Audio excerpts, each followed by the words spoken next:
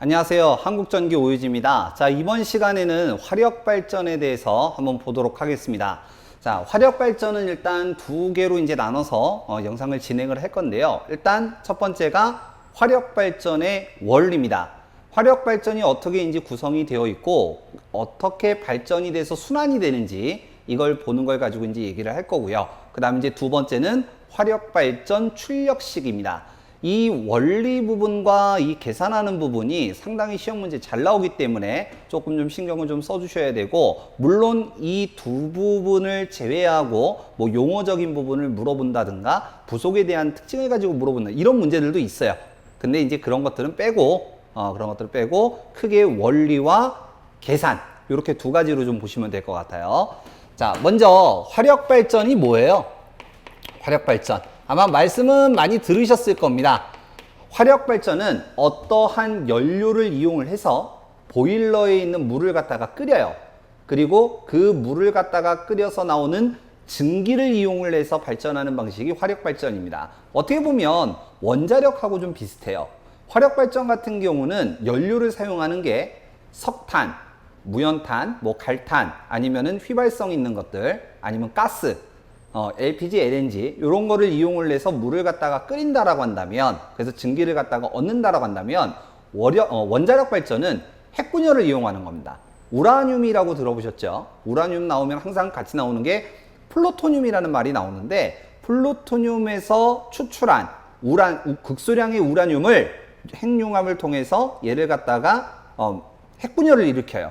그러면 핵분열이 일어나면서 발생되는 그 열을 이용을 해서 증기를 갖다가 만들어서 발전하는 방식이 원자력입니다. 그래서 크게 봤었을 때는 조금 비슷하다 이렇게 이제 얘기를 할 수가 있는데, 지금은 이제 화력발전이니까 자, 화력발전 한번 볼게요.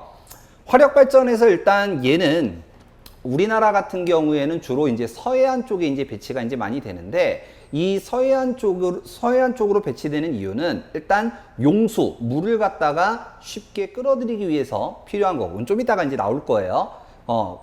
끌어들이기 위해서 필요한 것이고, 그리고 얘가 좀 원활하게 이제 연료 보급이 돼야 되기 때문에 좀 그러한 입지적인 요건을 좀 갖추고 있어야 돼요. 어쨌든 얘를 안쪽으로 좀 들어보면 기본적으로 얘기하는 게 보일러라는 게 있습니다. 그냥 뭐 사각형으로 그릴게요. 뭐 인터넷이나 이런 데 이제 화력발전 원리도, 뭐 구조도 이렇게 이제 치시면 그림이 굉장히 자세하게 잘 나와 있어요. 근데 저는 이제 좀 간략하게 핵심적인 부분을 얘기를 해 드릴게요. 자, 여기에 이제 물이 있다라고 가정을 하죠. 그러면 이렇게 물이 있는 상태에서 얘를 가열을 시키는 거예요. 얘를 가열을 갖다가 시키는데, 이 가열을 하는 거를 우리는 기체를 이용할 수도 있고 고체를 이용할 수도 있고 액체를 이용할 수도 있는 거죠.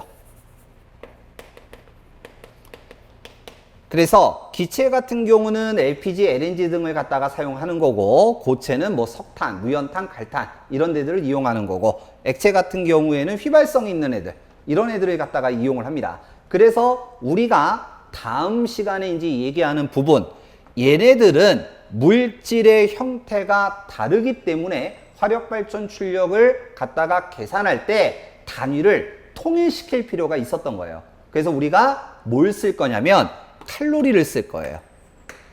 얘는 기체고 얘는 고체고 얘는 액체잖아요. 물질 형태가 다르기 때문에 이거를 칼로리 단위로 바꿔서 화력발전 출력식을 갖다가 구성하게 됩니다. 그건 이제 다음 시간에 얘기를 할 거고요. 자, 어쨌든 이러한 연료들을 이용해서 물을 갖다가 끓여요. 그럼 물을 갖다가 끓이면 요렇게 이제 관이 있는데 요 관을 통해서 증기가 이제 나오게 되는 거죠. 이때 조심해야 되는 거는 뭐냐면, 자, 우리가 라면 같은 거 끓일 때 보면, 아니면 주전자 물 끓일 때를 보면 증기 나오죠. 근데 그 증기 나오는 부분에다가 내가 손을 요렇게 갖다가 대면 뜨거운 거 빼고 손이 촉촉해져요. 왜냐하면 수분을 포함하고 있는 증기이기 때문에 그래요. 우리는 그걸 뭐라고 하냐면 포화증기라고 불러요. 근데 여기에서 쓰는 거는 그 증기를 사용하지 않습니다. 왜냐하면 포화증기, 수분을 내포하고 있는 것이 이렇게 이제 들어오면 이 관이 전부 다 금속으로 되어 있는데 이 관 안쪽에서 녹이 슬어 버리잖아요. 물이 이제 묻으면. 그래서 그러한 수증기를 내포하고 있는 거는 다시 이렇게 순환되게 이제 되어 있어요. 다시 순환이 되고 여기에 나오는 증기는 여기에서 이렇게 나오는 증기는 순수 증기만 나오게 됩니다. 그거를 우리는 뭐라고 부르냐면 과열증기라고 불러요. 그러면 온도나 압력은 굉장히 상승을 하겠죠. 온도나 압력은 굉장히 이제 상승을 할 것이고 우리는 뭐 이제 그거를 뭐 단열, 압축 뭐 이제 이런 표현을 쓰는데 어쨌든 요렇게 순수 증기가 요렇게 나와서 여기에 있는 터빈을 갖다가 때립니다. 순수 증기로 인해서 터빈을 갖다가 땅 때리고 요거하고 연결되어 있는 제네레이터가 이제 동작이 되는 거예요. 그래서 발전기가 이제 동작이 되고 여기에서 이제 변압기를 통해서 송전 철탑으로 이렇게 이제 연결이 되는 거죠. 이게 이제 기본적인 구조예요. 자, 그런데 이제 문제가 있어요. 여기서. 자, 조금 상상력을 발휘하시기 바랍니다. 자, 원래 물이 있던 양을 제가 100이라고 한번 가정을 해볼게요. 100이라고 가정을 해볼게요. 근데 이제 증기로 이제 날아갔어요. 포화 증기는 이제 이렇게 다시 이제 올 거고, 증기 이제 날아갔어. 이때 요 보일러의 요 물, 급수를 데우는 거를 뭐 절탄기라고 하는데, 그건 이제 문제에서 다시 얘기하고, 요 보일러 상태에 있는 부분에서 증기가 나가면 물의 양은 어떻게 되겠어요? 줄어들겠죠? 뭐 90, 80 줄어들 거예요. 뭐 80까지 갔다라고 할까요? 그러면 이 과열 증기가 쭉 가서 얘를 갖다가 때리고 나머지 증기를 갖다가 다 바깥으로 그냥 내보낸다라고 한다면 언젠가는 물의 양이 바닥을 드러낼 겁니다. 그래서 외부에서 일단 물이 어느 정도 들어와 줘야 돼요. 들어와 줘야 돼. 자, 그럼 여기서 요 들어오는 물이 뜨거운 물이 들어오는 게 좋겠어요? 차가운 물이 들어오는 게 좋겠어요?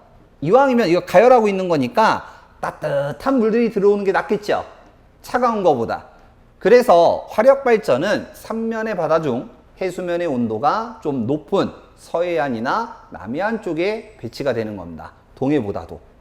그래서 해수면 온도가 좀 높은 곳으로 하는 거고 그래도 걔네들은 차가워. 그래서 좀 어느 정도 가열을 할 필요가 있습니다. 그 역할을 해주는 게 뭐냐면 절탄기예요. 그래서 이 절탄기는 항상 보일러 앞단에 배치해야 돼요. 물론 이거 말고도 물 속에 이물질 등이 이제 있을 수가 있기 때문에 그걸 걸러주는 장치 이런 것들이 다 있어요. 다만 시험 문제 안 나오는 것 뿐이에요.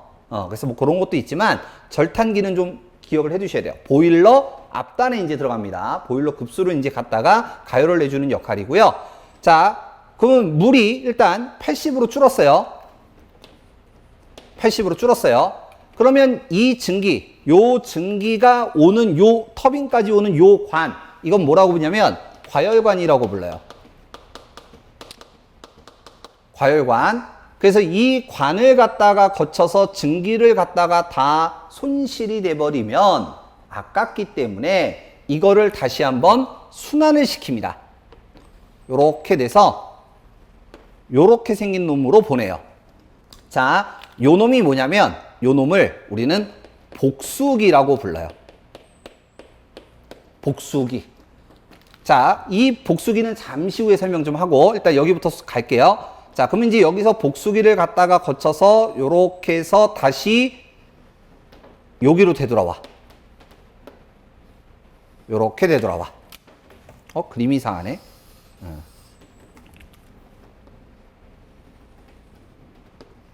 요렇게 되돌아옵니다. 그래서 여기가 요렇게 돼서 다시 보일러 들어가는 요 부분을 우리는 뭐라고 부르냐면 순환 펌프. 색깔을 좀 바꿀까요? 순환 펌프 또는 급수 펌프라고 불러요. 급수 펌프. 그래서 이런 식으로 돌아가게 되는데, 자, 먼저 복수기가 이제 뭐 어떤 역할을 하는 역할이냐면, 자, 지금 여기는 증기예요. 엄청나게 온도도 높고 압력도 센 증기예요. 그러면 이 증기가 이 복수기를 갖다가 어떻게 되냐면 이 복수기는요 진공 상태로 되어 있다 이렇게 얘기를 합니다. 그러면 이 진공 상태로 되어 있는 곳을 갖다가 거치게 되면 약간 수분기를 이제 머금게 되는 거예요. 그리고 나서 얘가 요렇게 해서 되돌아가서 다시 백이 되는 겁니다. 뭔 얘기인지 이해되셨어요? 그냥 간단하게 이렇게 하시면 돼요. 기체였다가 물 형태로 바뀐다. 이렇게 생각하시면 돼요. 그러면 편해요. 자, 이 복수기는 지금 어떤 상태라고 했어요? 진공 상태라고 그랬죠? 근데 진공은 어디 있어요? 우주에 있죠. 아직까지 현대 과학 기술력으로는 100%의 진공은 만들 수는 없다. 이렇게 얘기를 합니다. 그래서 이 복수기를 갖다가 거치게 되면 전체 손실에서 가장 많은 손실을 일으킨다라고 얘기를 해요. 보통 50% 정도까지 일으킨다. 전체 손실의 50%는 복수기에서 나타나더라. 이렇게 얘기를 합니다. 자, 그럼 이제 이건 조금 이따가 더 정리를 하고, 자, 그럼 이제 순서를 한번 볼게요. 순서를 볼게요. 맨 처음에 우리가 세팅을 어떻게 했냐면, 맨 처음에는 보일러였어요. 물론 그 앞에 절탄기가 있지만, 보일러가 일단 기본입니다. 그리고 만약 시험 문제에서 절탄기가 주어져 있으면 요 앞단에다가 절탄기를 갖다가 넣어주시면 돼요. 자, 보일러가 먼저고요. 그 다음에 보일러에서 어디로 가요? 과열관을 통해서 이동을 하고요. 그 다음에 어디로 갑니까? 터빈으로 가죠. 터빈. 그리고 나서 요건 빠지는 거고 이제 이리로 되돌아오는 거예요. 되돌아와서 복수기를 거쳐요. 그리고 복수기를 거친 다음에 순환 펌프 또는 급수 펌프라고 합니다. 여기를 거쳐서 다시 어디로 간다? 보일러로 간다. 이렇게 들어간다. 그래서 화력발전의 기본 원리는 이런 식으로 이제 돌아가게 됩니다. 그러면 맨 처음에 100이었다가 증기가 나감으로써 80이 됐는데 얘가 다시 되돌아왔죠. 손실은 없다라고 보는 거예요. 손실은 없다라고 할 때 다시 되돌아온다면 100이 되겠죠. 그죠? 그래서 요렇게 순환이 되는 이 사이클, 가장 이상적인 사이클이다 라고 해서 이거를 뭐라고 하느냐? 카르노 사이클이라고 부릅니다. 카르노 사이클. 이상적인 사이클, 이렇게 얘기를 해요. 이상적인 사이클. 실제로는 없다 이런 얘기죠. 자, 그런데 얘가 이상적이라고 한다면 실질적인 건 어떻게 되느냐? 여기서도 손실, 저기서도 손실, 저기서도 손실. 그 중에서 가장 손실이 제일 많은 곳은 어디? 복수기다라고 한 거예요. 복수기가 제일 많더라. 50% 정도 나더라. 자, 그러면 요렇게 되돌아왔을 때 손실이 어느 정도 발생이 되고 90이 됐다. 90이 됐다. 그러면 이거는 실제의 사이클이잖아요. 그래서 이거를 뭐라고 하냐면 가장 실질적인 사이클 해갖고 이거를 랭킨 사이클이라고 부릅니다. 랭킨 사이클. 사이클자는 뺄게요. 이게 실제의 사이클. 이게 실제의 사이클. 요렇게 이제 부르고요. 자, 그 다음 여기 지금 터빈을 돌렸어요. 그 다음에 얘가 이제 복수기로 그대로 가고 그 다음에 여기 순환 펌프를 갖다가 쭉 이제 가게 되는데 얘가 굉장히 높은 온도였다가 여기가 물과 같은 형태로 들어가려면 온도가 확 낮아져야 되잖아요. 우리가 물을 온도를 낮추면 얼음 고체로 되듯이 기체 상태에서 온도를 갖다가 낮추게 되면 액체 상태가 이제 되는 거죠. 그 다음에 고체 상태가 되는 거고. 그래서 얘를 온도를 갖다가 확 낮추려고 하는데 여기에 있는 고온의 증기를 다시 활용할 방법이 없을까 고민을 한 거예요. 그래서 여기를 이왕이면 뜨뜻하게 보내는 게 좋으니까 요 라인을 뜨뜻하게 보내는 게 좋으니까 여기서 요렇게 라인을 갖다가 빼서 여기다가 기기를 하나 장착을 해요. 요 놈은 영어로는 리히터, 한글로는 뭐라고 부르냐면 제열기라고 부릅니다. 증기 가열을 하는 거예요. 그래서 요 증기를 이용해서 가열을 해서 뜨뜻하게 만드는 거예요. 그래서 요렇게 하는 사이클을 뭐라고 하느냐? 재생 사이클. 제열기 들어가는 거예요. 재생 사이클이라고 부릅니다. 그래서 그림에서 터빈이 있고 이렇게 짝대기 해갖고 여기 뭔가 기기가 있다. 그러면 무조건 재생 찍으면 돼요. 자, 그 다음 하나 더. 자, 지금 여기서 터빈을 돌려서 발전을 이용을 해서 보냈어요. 근데 요거를 예를 들어서 라인에 다 보내버리면 발전소 전기는 어떻게 해? 발전소 전기는. 그래서 이걸 어떻게 하느냐? 여기에다가 터빈을 하나 더 설치해. 그리고 얘기를 할 때는 여기는 하이 터빈, 여기는 로우 터빈 이렇게 이제 하는 거예요. 그래서 터빈을 갖다가 하나 더 달아서 발전을 하는 겁니다. 이거를 뭐라고 하느냐? 제열 사이클. 얘는 하이 터빈, 로우 터빈 항상 이렇게 이제 같이 들어가요. 이거를 제열 사이클이라고 부르는 거예요. 자, 그러면 우리가 오늘날에 사용하는 화력 발전소는 얘네들 중에서 뭘 쓰느냐? 얘네들 다 안 쓰고요. 주로 쓰는 거는 터빈 얘를 돌리고 그리고 제열기도 돌리고 사용하는 재생, 제열 사이클 또는 제열, 재생 사이클 얘를 실제로 사용하고 있습니다. 그래서 화력발전에서 계산 문제 뭐 다음 시간에 하겠지만 원리 부분을 가지고 얘기할 때는 여러분들이 이 그림을 좀 어느 정도 이해를 하셔야 되고 그리고 그에 따라서 구별이 어떻게 되는지 이것도 좀 기억을 해 두셔야 돼요. 그 다음에 이제 TS 선도라는 게 이제 있는데 뭐 단열 압축, 등온 팽창, 등온 뭐 압축 뭐 이런 것도 있어요. 온도 변화에 따라서 들어가는 명칭들이에요. 그래서 뭐 온도가 여기에서 온도가 상승하고 압축이 압력이 이제 증가할 때 뭐 단열 압축, 뭐 등온 압축, 등온 팽창 뭐 이런 것들이 이제 있는데 그런 것들은 그냥 외우시면 되는 거고요. 주로 기사 쪽에서는 좀 잘 나오는 편인데 산업 기사는 잘 안 나와요. 그리고 얘네들은 이제 공통적으로 잘 나오니까 꼭 기억하셔야 되고요. 자, 그러면 화력 발전 기본적인 원리에 대해서 한번 봤고 요거 관련된 문제 한번 풀어보도록 하겠습니다. 자, 문제 한번 풀어보도록 하겠습니다. 자, 1번. 화력발전소 위치를 선정을 할 때 고려하지 않아도 되는 것은 어떻게 되느냐라고 이제 얘기를 했는데요. 뭐 전력 수요지, 그러니까 전기를 사용하는 곳이 가까우면 좋을 것 같고, 그 다음에 값싸고 풍부한 용수와 냉각수가 얻어질 것, 뭐 좋은 얘기죠. 그 다음에 연료 운반 저장이 편리하며 집안이 견고하면 좋을 거고요. 자, 4번. 바람이 불지 않도록 산으로 둘러싸여 있을 것이라고 하는데 발전되는 건 어차피 안쪽 내부에서 돌리기 때문에 뭐 굳이 상관은 없을 것 같아요. 그래서 4번이 되겠고요. 자, 2번. 자, 용어네요. 증기 엔탈피란 뭐냐라고 했는데 증기 1kg에 갖는 보유 열량을 엔탈피라고 이제 부릅니다. 뭐 암기 문제니까 그냥 보시면 될 것 같고요. 자, 3번.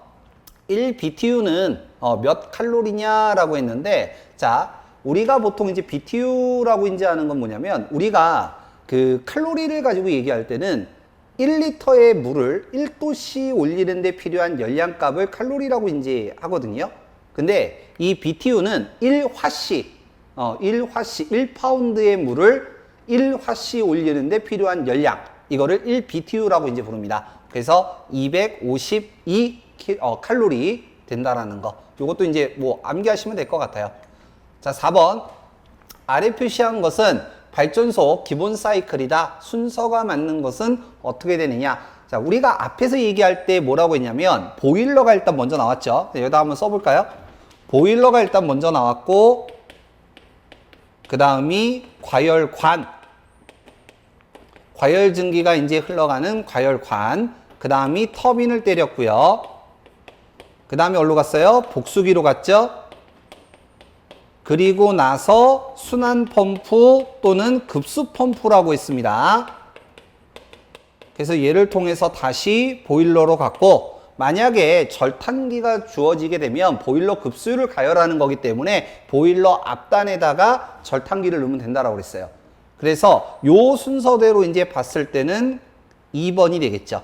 여기서부터 이제 시작한 거죠. 급수 펌프, 보일러, 과열기, 과열관, 터빈, 복수기 형태가 되겠습니다. 자, 5번. 화력발전소 증기 및 급수가 흐르는 순서는 어떻게 되느냐? 자, 지금 보면은 1, 2, 3, 4에 보면 절탄기가 들어가 있어요. 절탄기는 어떻게 하라고 했어요? 무조건 보일러 앞단에다가 배치해야 된다라고 그랬죠. 그러면 뭐 그냥 단순하게만 보면 얘는 보일러 뒤에 있으니까 틀렸고, 요 절탄기가 지금 터빈, 과열기 중간에 들어갔으니까 틀렸고, 과열기 앞에 있으니까 틀렸죠. 과열기 앞에는 보일러죠, 보일러. 그래서 정답이 1번 되겠습니다. 자, 6번. 자, 가장 효율이 높은 이상적인, 이게 포인트죠. 이상적이다. 요게 뭐예요? 카르노 사이클이 되겠다. 자, 랭킨 사이클은 실제의 사이클이라고 그랬고, 재생 사이클은 제열기, 리터, 얘가 들어가는 거고, 재생, 제열 사이클은 오늘날에 쓰는 거. 리터 들어가고, 터빈이 하이 터빈, 로우 터빈 구별되어 있는 거. 그래서 정답이 2번 되겠습니다. 7번. 그림과 같은 열 사이클은 어떻게 되냐? 뭐 그림이 좀 약간 좀 뿌옇죠? 지금 보니까 터빈이 지금 하나가 있고요. 여기 급수가열기라고 지금 되어 있어서 이렇게 지금 갔어요, 선이. 그러면 얘는 뭐예요? 요거 들어갔으니까 재생 사이클이 되겠죠. 자, 8번. 마찬가지 이제 그림 문제인데, 요번에는 고압 터빈, 저압 터빈이 있고, 요렇게 갔어요, 지금. 제열기 있다라고 지금 되어 있고요. 그러면 얘는 제열, 재생 사이클이 되겠습니다. 얘네가 없고 요 두 개만 있으면 이때는 제열 사이클이고요. 그래서 보통 이 문제들 나올 때 제열하고 재생 둘 중에 하나인 건 아는데 이게 많이 헷갈린다라고 얘기를 많이 해요.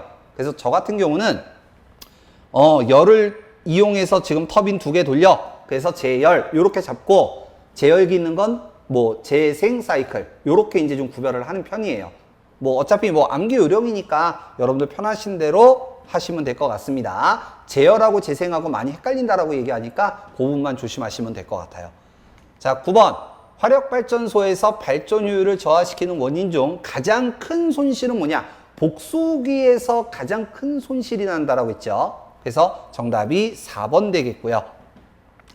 자, 10번. 화력발전소의 제열기, 리히터의 목적은 뭐냐라고 했는데 증기가열이라고 그랬죠. 그래서 3번 되겠습니다.